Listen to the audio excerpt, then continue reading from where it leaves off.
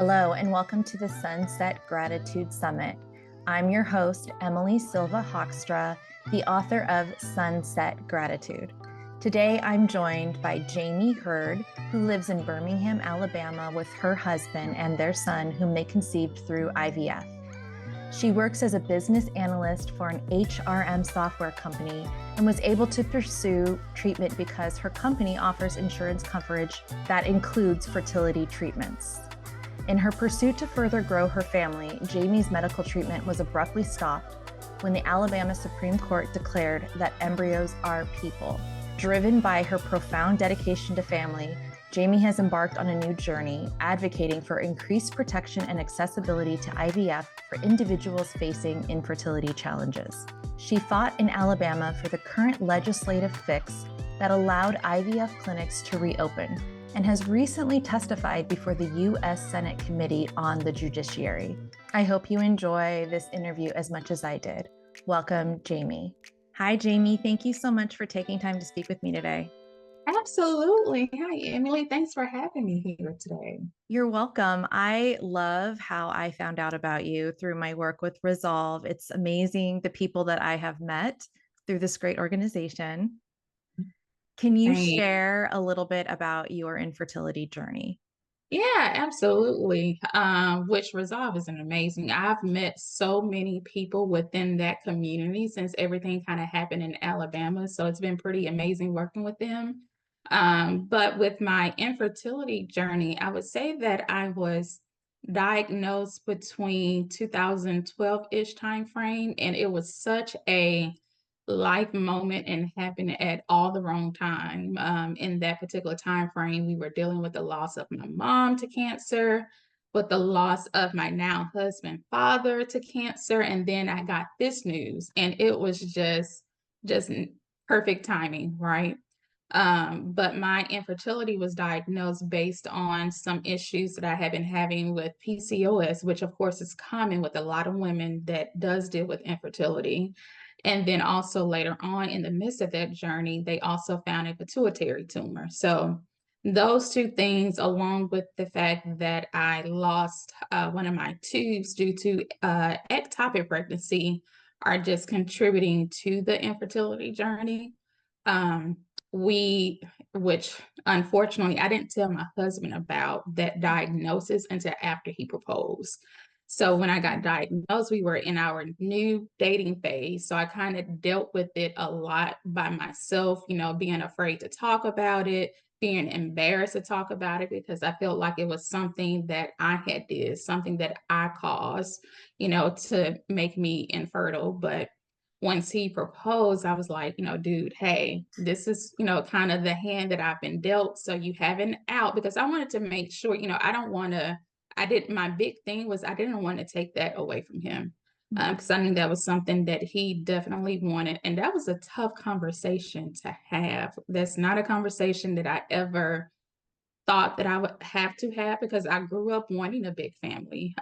So it was me, my mom, and my older brother, and then my dad, who was in a separate household, but I'm also his only child. So because I had such a small, immediate family, I always had dreams of growing up and having a large family of my own because it was just me and my brother, and I knew that I wanted something bigger than that.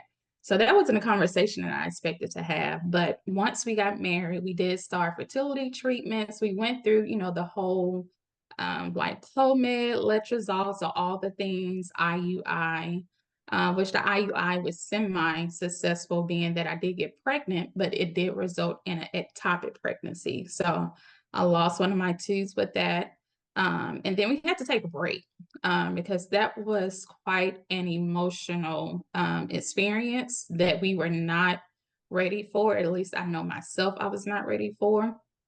But once we did start that journey back up again, the doctor was like, well, your best chance is going to be with IVF. So we started that process. And through our first round, we were able to successfully get pregnant. He's about to turn 2 in July. And then we ultimately decided, okay, well, let's start again. And we started that beginning of this year, February 14th, actually, Valentine's Day. And then the Alabama Supreme Court ruling came. First of all, your story has a lot of grief in it. And I'm Mhm. really sorry that you had to have all that compounded grief at one time. Yeah. And also the conversation that you had to have at the same time of this joyous thing in your life of getting engaged. What was it like to hold that joy and this grief at the same time? It was tough, because all I could think about was, "Oh my God." And I'm gonna try my best not to get emotional doing this. But I remember, a few months before my mom passed, actually a month before she passed, and she was like, "Well, when are you and Tess going to get married and have some kids so I can make sure that I'm there for it?" And so that was and she had no idea what I had been dealing with at all. But once she, had that conversation with me, the pressure was on. I felt the pressure of, okay, we need to get married. We need to have some kids, but I may not be able to have kids naturally on my own because I have been diagnosed with infertility. And so that conversation just kind of kept playing back in my head.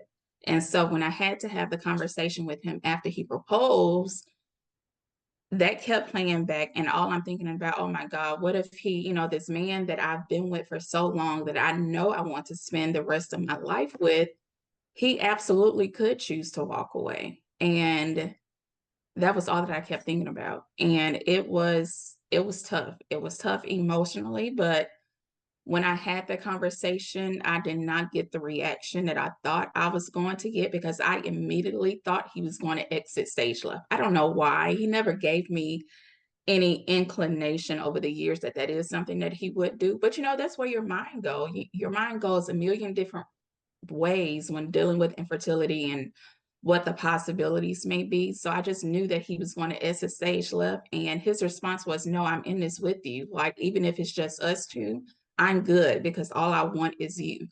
And my heart just, I was happy, but then I was still sad because Mhm. I'm like, oh my God, he's willing to give up the idea of being a father just to be with me. And it's my fault. And that was definitely a tough emotional journey, but having his support throughout this entire journey has been pretty amazing. I hear you say it's my fault, and that's definitely something that I said to myself, but it's not your fault. Yeah, But also this beautiful love story that has sprouted through tribulation. yeah, This person that you thought was going to leave you for something that you had no control over decided that he too wanted to spend the rest of his life with you. So that's really beautiful and a testament to love lasting through pain. absolutely. Absolutely. So you had this big secret that you were keeping to yourself.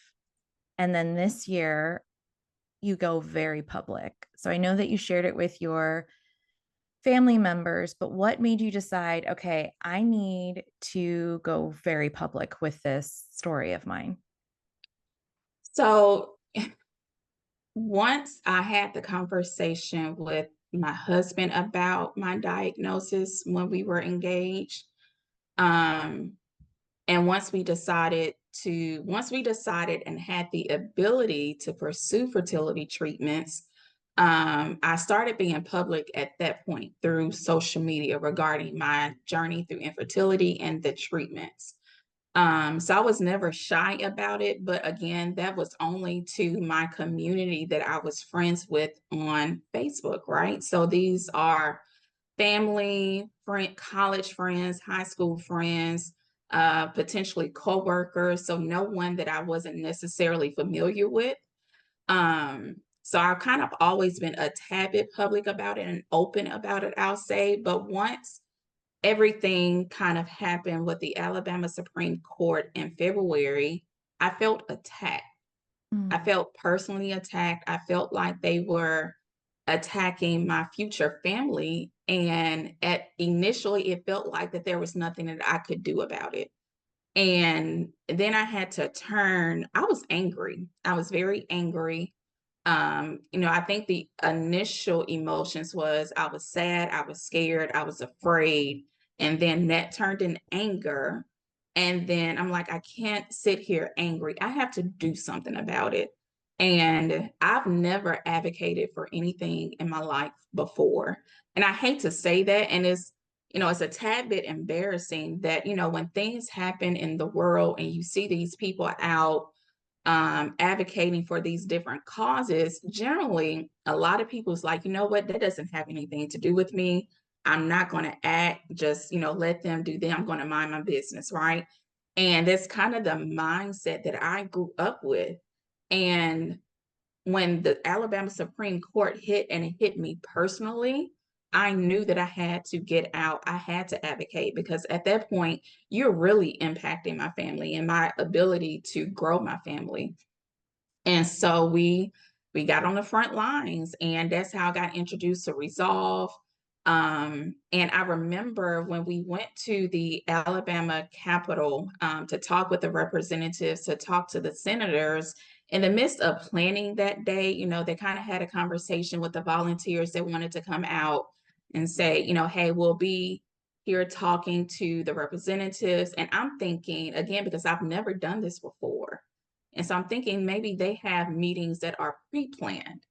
And to our surprise, we get there and they're like, no, you have to go knock on their door. And I'm like, oh my God, I cannot do that. But I did.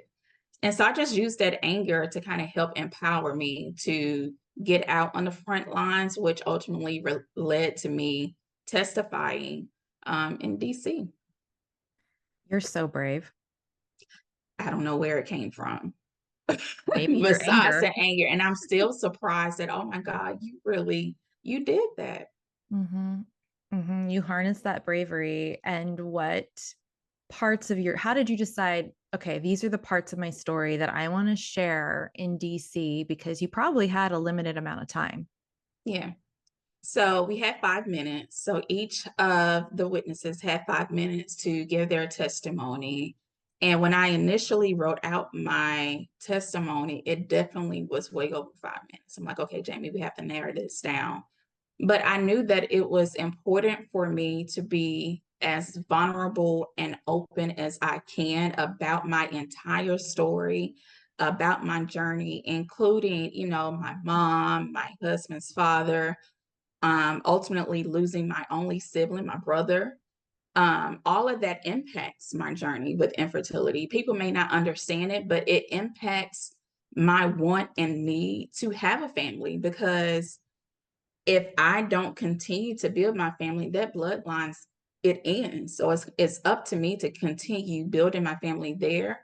And all of those pieces tie into my story. So I knew that I needed to be as open and vulnerable as possible, because number one, is not just about me. I only, even though I do represent the 1 in 6 that's impacted with infertility, there are so many others that are impacted that it's so painful for them to talk about their story, because it is a painful thing and it's such a personal journey. But I knew that it wasn't just about me, it was also about them.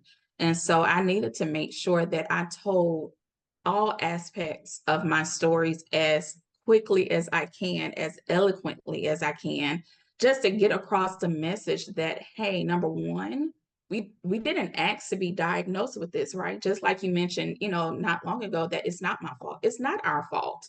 It's infertility. It's a disease. We didn't ask to be diagnosed with this disease, and we deserve the medical care that any other disease has access to.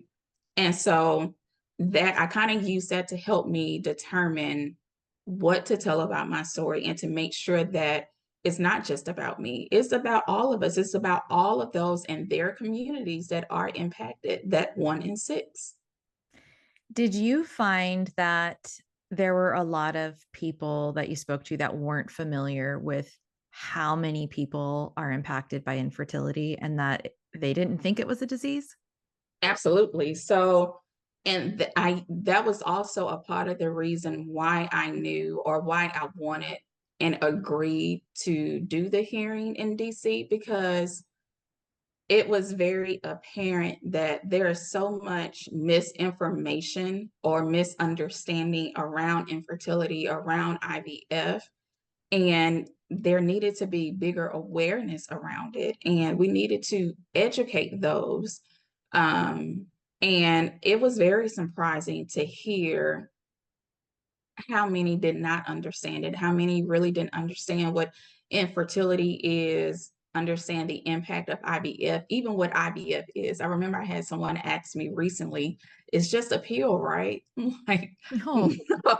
no, it absolutely is not just a pill. So, and not to their fault, because if you're not impacted by it personally, I guess there is no reason for you to really understand it. But if you are sitting in a seat that can make decisions around laws that impact our ability to access fertility care, then you need to understand it. You need to be aware of what it is, how many it impacts in your direct community, and what are the benefits of IVF. So it was surprising. Well, I've watched your testimony a few times and it is so strong and so emotional. I get chills every time I watch it. You did an amazing job. How did you feel after you were done speaking? What was it like?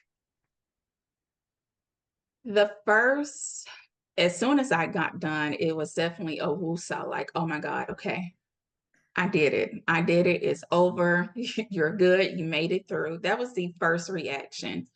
But then my immediate second reaction, like as soon as I walked out um, of the Capitol, was okay, what's next? Mm. What's next?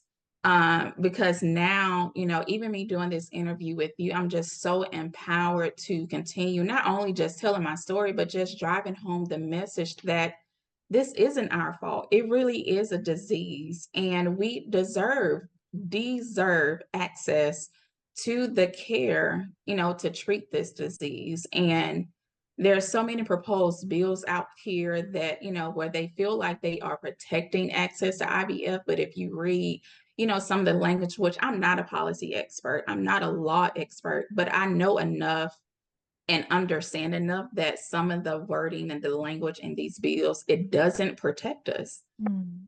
So my thought and my mindset is, what's next? What more can I do to continue drive awareness, to continue drive education? How can I continue to use my story, my journey, and my experience to empower others to share their story, to empower others to advocate?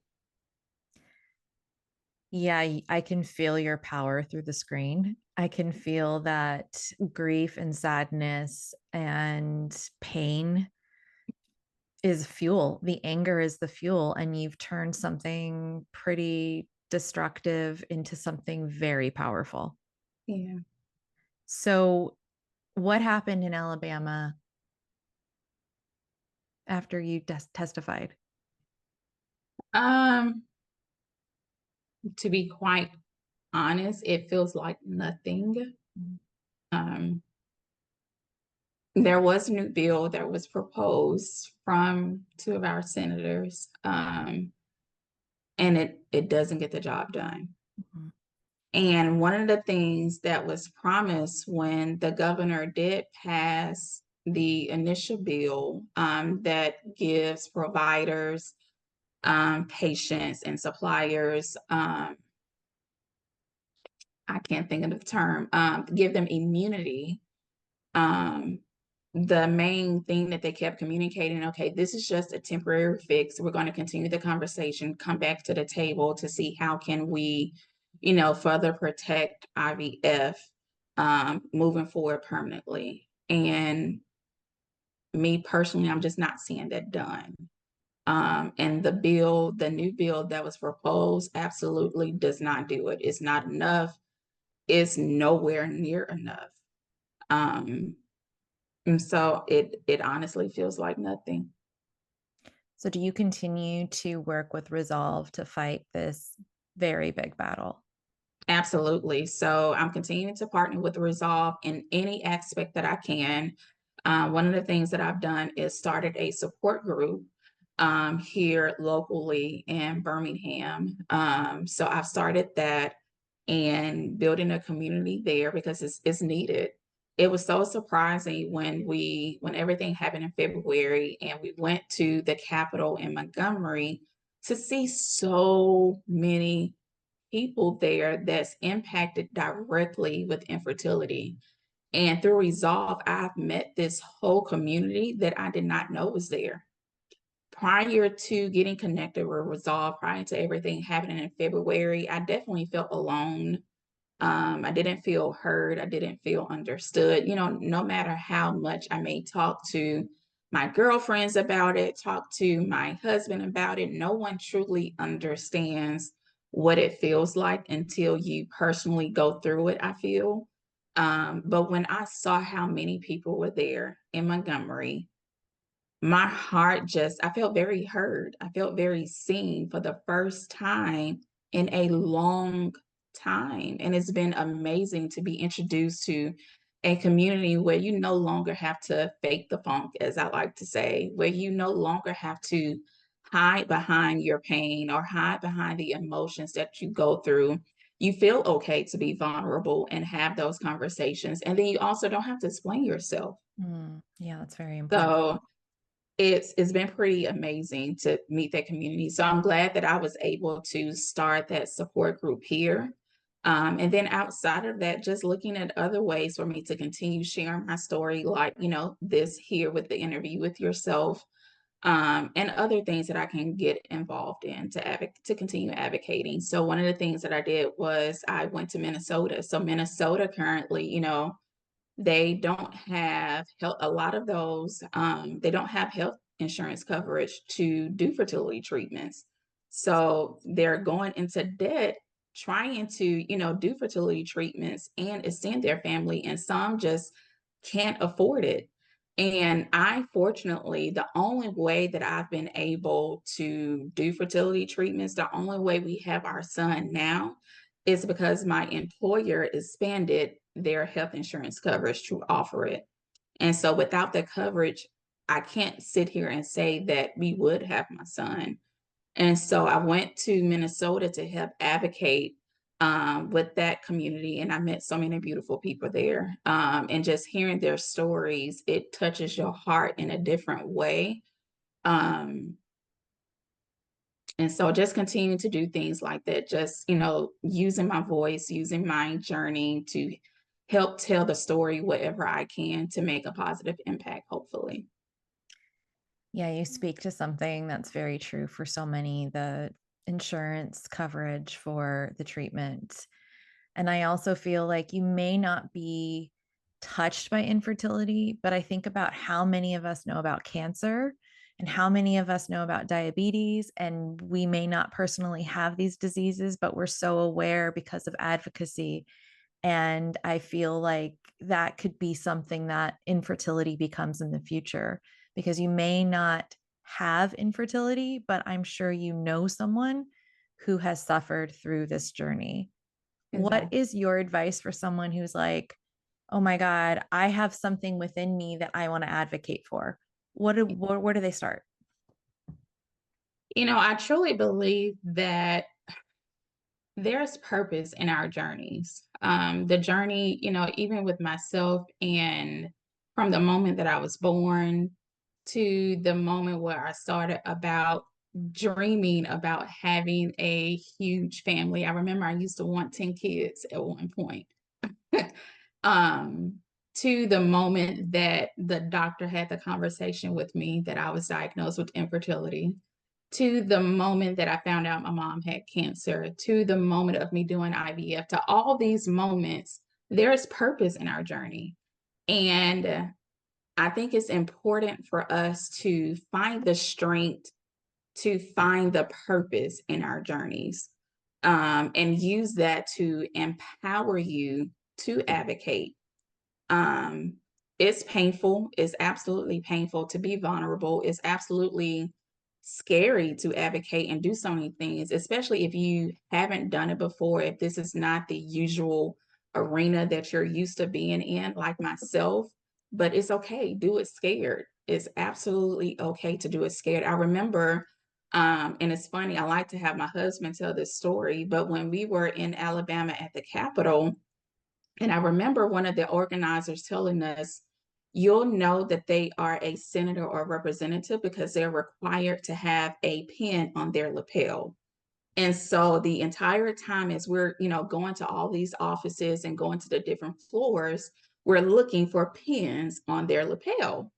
And I was getting ready to get on the elevator and go to another floor. And I get on the elevator, and my husband got locked out because there was so many people on the elevator. So I'm riding this elevator by myself, and I look around and there's nothing but pins. Mm. And I said, jackpot, I hit the lottery. And I said this out loud. They all laughed. And I gave my elevator pitch. And they all listened. They all were open. I didn't even have 2 minutes. I literally had right under a minute to give that elevator pitch. And again, that's something that I've never done. Public speaking, interviews used to scare me. Like, it's completely new territory for me. But I used that anger that I used to have, and it empowered me to take full advantage of that moment. And my husband says that when I came back and stepped off that elevator, you were a completely different woman. And I'm like, really? And he's like, yeah. And now that I think about it, I think that that literally is what changed for me. That elevator moment is what helped me to go to DC and testify in front of the Senate Judiciary Committee. That moment is what helped me do some of these other things that I've done, go to Minnesota and do a press conference or speak with some of the media outlets, because I generally shy away from that. But it feels amazing. It feels absolutely amazing. It feels very empowering. And so I think we just have to find the strength in that journey, no matter how painful it is, and turn purpose into it. That is so well said and beautiful. And I love that you had that choice, split second choice. You could have just rode the elevator, but you saw a jackpot, Yeah, and it's your sliding door moment. You became an advocate in that moment amongst it's all those pins. yeah. Yeah, so pretty amazing story that is definitely I'm looking forward to telling my son when he's old enough, like, this is what mommy did, you know? So, absolutely. You are such an inspiration, and I'm sure your son will be very proud of you. He probably already is, but he's only 2. Right. But when he knows how much you fought to make a family, that's pretty impressive. So there's a lot of grief in the world. It's not going to go away, but there are glimmers of hope all around. How do you suggest that people find those glimmers of hope even when they're going through something really hard like infertility? Man, this is that's such a loaded question. But I think that I refer back to my previous answer in the fact that there's purpose in our journey. And one of the things that I've learned to do over the years, because I have dealt with a lot of grief, um, grief that I don't wish to put on anyone. And the thing is, through our journeys, there are seasons. We Mhm. go through all these seasons. And I feel that it's important to remember those seasons. You have to remember the good seasons, and you have to remember the bad seasons, and let it serve as a reminder that it's but a season. Regardless of what season you're in, just keep remembering that it's just a season, because each season that you go through is such a small portion of your journey to a larger picture. And remembering those seasons, think about and understand the fact that generally those seasons are created to stretch you. Mm. And that stretching is going to be uncomfortable, it's going to be painful, and I am trying not to get emotional. But those seasons can be painful, but they are meant to grow you and take you to a higher level. So it's very important to just continue to remember those seasons. And I know that it may be painful, but know that better days are coming and your next season is coming. And so just find purpose in those seasons. And that's what helped me to find hope in all of the grief that I've dealt with over the years. Thank you. That's really beautiful. And I can just see the evidence of love through that answer. There's so much grief, but there's so much love Yeah. that you've had or you still hold in your heart. So, what are you grateful for today? It's my favorite question. Oh, I'm grateful for my journey. I am grateful for those seasons that I have gone through or grown through. I'll say that I am grateful for the seasons that I've grown through. And the reason being is because they have molded me into who I am today, and they will continue to mold me into who I'm to become. So, no matter how painful those seasons were, I'm grateful for them because it's helped develop me to who I am today. And I feel that, I love the woman that I'm becoming. I can look in the mirror and be proud of the things that I've done. It's usually hard to give yourself a pat on the back, and it's not an arrogant thing, but it's just realizing the work that you've done, you are making an impact. And it's okay to pat yourself on the back for that. The fact that I was able to find the strength and get through the things that I've been through. Because sometimes, if I'm being honest, some of the things that I've been through, I should be mentally insane, but I made it through. And I allowed it to help develop me to who I am today. And that's because I was open to it. And so I'm grateful for those seasons. I'm grateful for the journey that I'm on. I am grateful for my family, for my son who's about to turn 2. And I'm grateful for the community that I've been introduced to in this journey.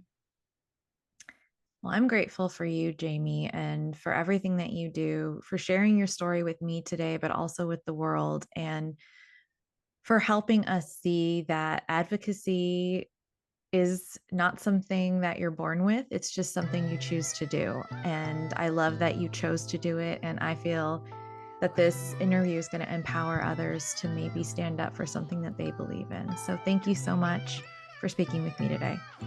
Thank you so much for having me, Emily. I definitely appreciate it.